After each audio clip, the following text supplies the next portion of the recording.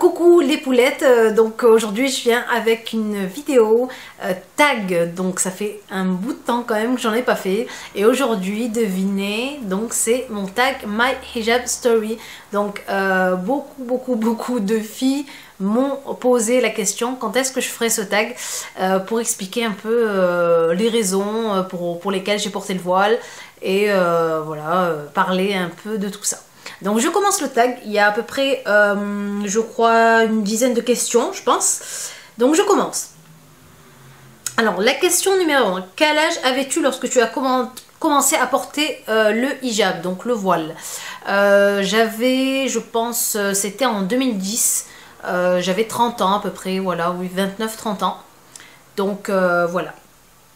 La deuxième question, qui t'a influencé à porter le hijab? Alors personne ne m'a influencé, en fait c'était un concours de circonstances, on va dire, parce que c'était une année après ma séparation de mon ex-mari, et je suis restée en fait une année à me chercher, sachant que je faisais déjà la prière et je priais déjà depuis quelques années déjà. Et en fait, je me cherchais. Je me suis retrouvée donc seule avec ma fille, à voilà, vivre une vie entre guillemets de célibataire. C'est-à-dire que voilà, j'ai voyagé, je suis partie en Thaïlande, je me suis éclatée en Thaïlande, c'était super. Je suis partie, voilà, je suis repartie cette année-là, je pense que je suis partie en Tunisie. Je sortais, donc franchement, voilà, mais à l'intérieur de moi, il y avait quand même cette question-là. Bon, je savais déjà depuis un certain moment, certain temps déjà, que je porterais le hijab un jour. Ça, c'était presque sûr. Donc je savais que je finirais ma vie avec le voile sur la tête, hein, donc voilà. Par contre, voilà, je suis restée quand même une année comme ça dans le flou, à pas savoir où j'allais. Et puis il y a eu en fait le ramadan de l'année 2010, je crois. Donc vu que moi je me suis voilée au mois de juin 2010, donc je crois que c'est ce ramadan, avant ou après le ramadan. Enfin en tout cas, je passais beaucoup de temps à lire le Coran. Je lisais le Coran jusqu'à pas d'heure. Donc franchement j'attendais même, je lisais même jusqu'à l'heure de l'Fajr, l'heure de la prière du matin. Je lisais, je m'endormais pas, et je m'endormais qu'après la prière du matin, à lire le Coran, à me renseigner sur internet, à voir beaucoup de filles qui le portaient dans la rue, des jeunes filles de 20 ans, 21 ans, et à me voir moi à 30 ans, à me dire bah, qu'est-ce que je fais encore à pas le porter, quoi, qu'est-ce qui m'en empêche surtout. Je me suis retrouvée en fait donc au chômage.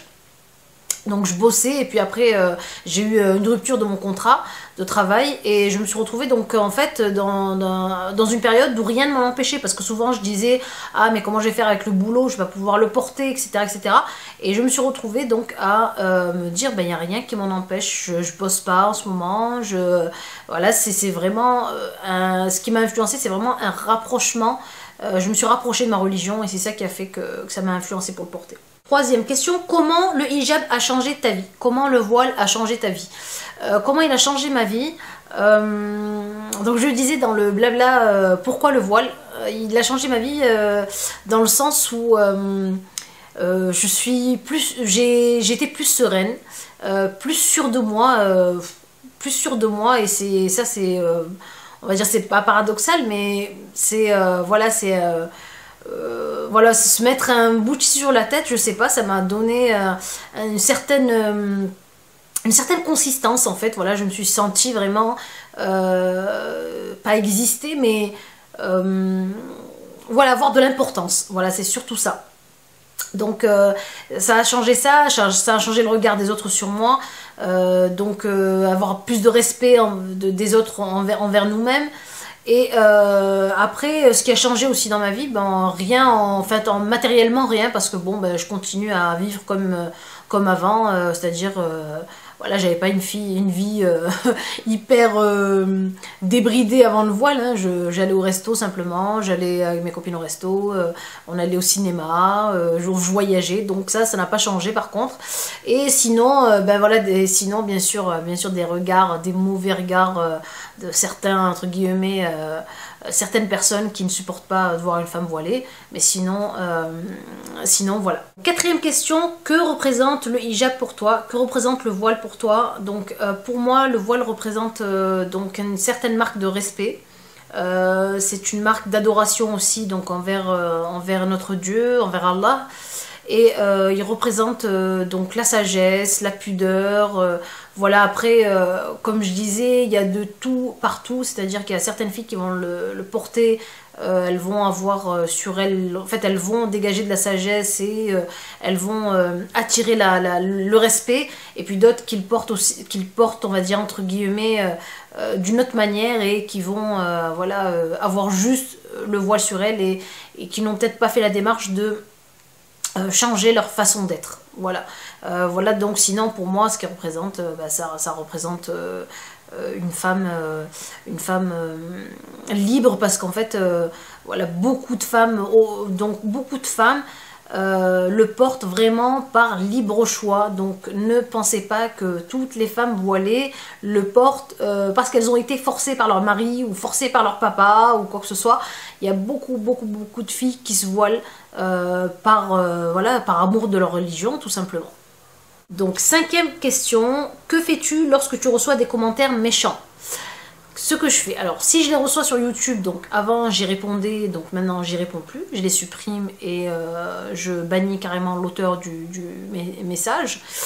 Si c'est à l'extérieur, j'en ai rarement eu des commentaires méchants à l'extérieur, c'est souvent, bon voilà, des regards, et encore c'est très rare, des regards, et bon ben voilà, si la personne vous regarde, vous n'allez pas lui dire bah, qu'est-ce qu'il y a, pourquoi tu me regardes comme ça, c'est voilà, même si elle me disait un truc, voilà, moi je suis pas de tempérament à m'accrocher rapidement ou à me battre ou quoi que ce soit, je suis vraiment pacifique. Ouais, je répondrai du tac au tac avec une phrase qui tue, mais voilà, sinon, que répondre aux commentaires méchants? Que répondre aux commentaires méchants? Rien, à part afficher un sourire à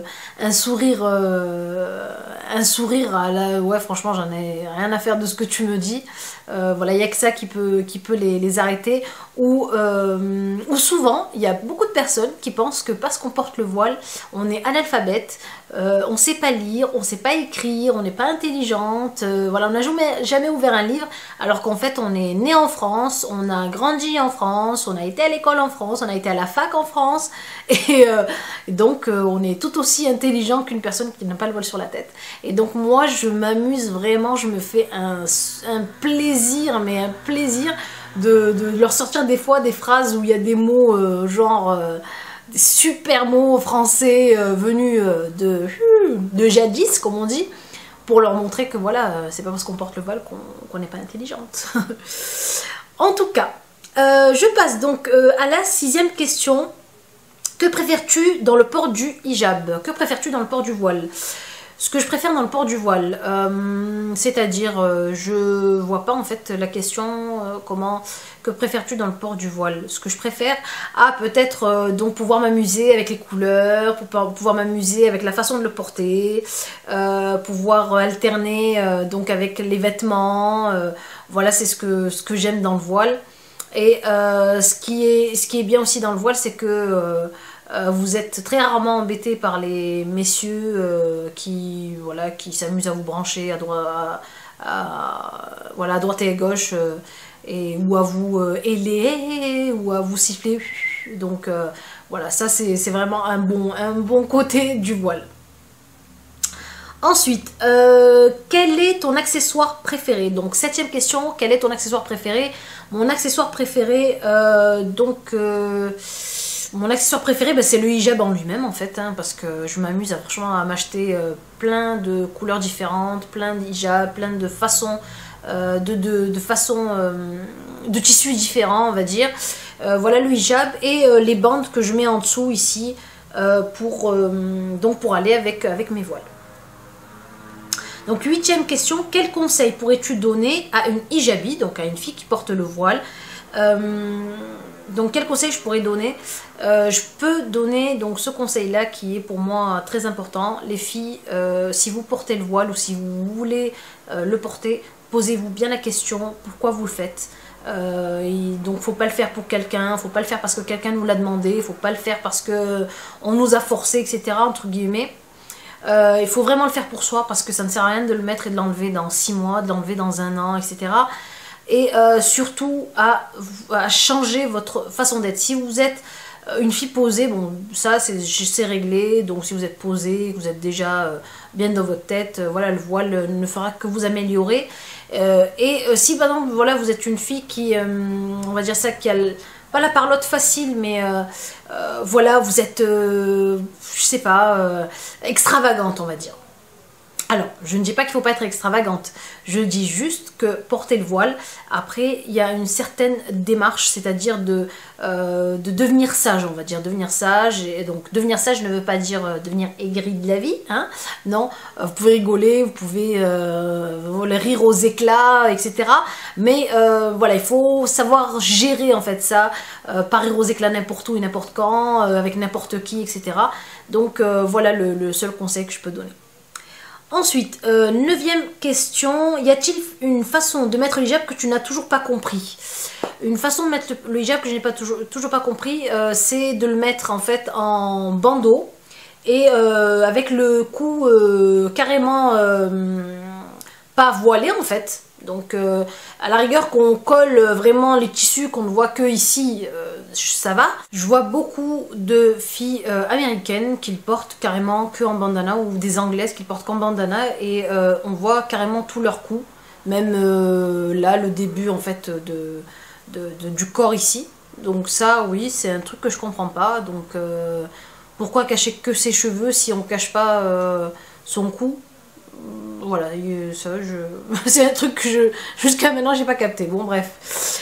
En tout cas, 10. Que penses-tu de la communauté hijabi sur YouTube? Que penses-tu donc de la communauté de filles voilées, on va dire, sur YouTube? Alors je pense qu'on commence à être donc de plus en plus nombreuses sur YouTube. Après, il y a les hijabis, les filles voilées américaines, les filles voilées anglaises, les filles voilées françaises, les filles voilées pakistanaises, etc. etc. Je pense que c'est bien de vouloir montrer la femme voilée sous un autre jour. C'est super comme initiative. Moi-même, j'ai voulu donc faire cette initiative-là.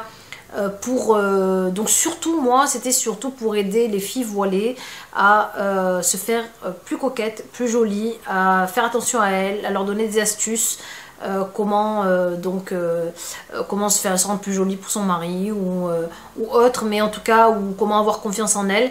Et donc je n'ai pas voulu cibler que les filles voilées. C'est vrai que voilà, je parle de beauté, quand je parle de beauté, c'est vraiment pour toutes les femmes, qu'elles soient voilées ou pas, qu'elles soient musulmanes ou pas. Et donc la communauté voilée, sur YouTube, je suis contente parce que beaucoup de filles ont des préjugés sur le voile. Beaucoup de personnes ont des préjugés sur le voile, et ça permet dans ce cas là, quand on fait des petites vidéos comme ça, blabla sur le voile, etc., ça permet de recentrer en fait, de recadrer un peu le port du voile, et de donner aux gens une autre façon de voir le voile, parce que souvent leur pensée est très fausse. Voilà. 11e question, quelle question revient le plus souvent? Pourquoi vous portez le voile? À quoi ça sert? Est-ce que t'as pas chaud quand arrive l'été, par exemple? Ça, c'est une question que j'ai eue au début. Je l'ai plus trop souvent maintenant, mais t'as pas trop chaud? Non, non, on n'a pas trop chaud. Bah écoutez, essayez, vous allez voir. Et puis en hiver, et du coup, ça nous tient hyper chaud. Voilà les questions qui reviennent le plus souvent. C'est tout, bah, le tag est terminé, mes belles. Je pensais qu'il y avait encore d'autres questions, parce que j'ai repris les questions sur internet, parce qu'on m'avait dit oui, bah, va faire le tag, fais le tag My Hijabi Story. Donc voilà, je vous fais de très gros bisous avec mes donc et mes E qui n'arrêtent pas. Je vous fais de gros bisous, je vous souhaite tout le bonheur du monde, mes belles, et je vous fais de gros bisous et à la prochaine. Au revoir.